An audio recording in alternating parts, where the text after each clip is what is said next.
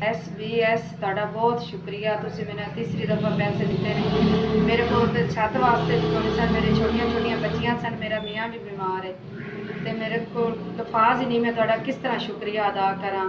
ਅੱਲਾ ਮੀਆਂ ਤੁਹਾਨੂੰ ਇਸ ਨਾਲੋਂ ਵੀ ਬਹੁਤੀਆਂ ਤਰੱਕੀਆਂ ਦੇਵੇ ਤੇ ਤੰਦਰੁਸਤੀ ਹੋਵੇ ਤੇ ਤੁਹਾਡਾ ਬਹੁਤ ਬਹੁਤ ਸ਼ੁਕਰੀਆ। ਤੁਹਾਡਾ 10,000 ਰੁਪਇਆ ਮੈਨੂੰ ਮਿਲ ਗਿਆ। SBS ਤੁਹਾਡਾ ਬਹੁਤ ਬਹੁਤ ਸ਼ੁਕਰੀਆ। ਤੁਸੀਂ ਇਹ ਤੀਸਰੀ ਦਫਾ ਮੇਰੀ ਮਦਦ ਕੀਤੀ ਹੈ। 10,000 ਰੁਪਏ ਦੀ ਤੁਸੀਂ ਮਦਦ ਕੀਤੀ ਹੈ। ਅੱਲਾ ਮੀਆਂ ਤੁਹਾਨੂੰ ਇਸ ਨਾਲੋਂ ਵੀ ਬਹੁਤਾ ਦੇਵੇ। ਤੁਸੀਂ ਮੇਰੀਆਂ ਬੱਚੀਆਂ ਤੇ ਹੱਥ ਦਿੱਤਾ ਹੈ ਤੇ ਅੱਲਾ ਮੀਆਂ ਤੁਹਾਨੂੰ ਇਸ ਨਾਲੋਂ ਵੀ ਬਹੁਤਾ ਦੇਵੇ ਤੇ ਅੱਲਾ ਮੀਆਂ ਤੁਹਾਡੀ ਹਰ ਮੁਸ਼ਕਲ ਆਸਾਨ करे। ਅੱਲਾ सोना हर मुश्किल तो दूर रखे। बड़ी मेहरबानी ते अल्लाह मियां तुहानू तंदुरुस्ती देवे ते अल्लाह सोना इस नाल भी बहुत देवे।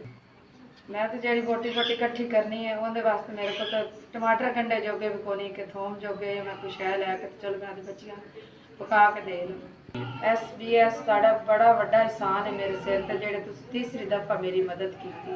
बहुत शुक्रिया ते अल्लाह तुहानू तंदुरुस्ती दे। तुहाडी बड़ी मेहरबानी।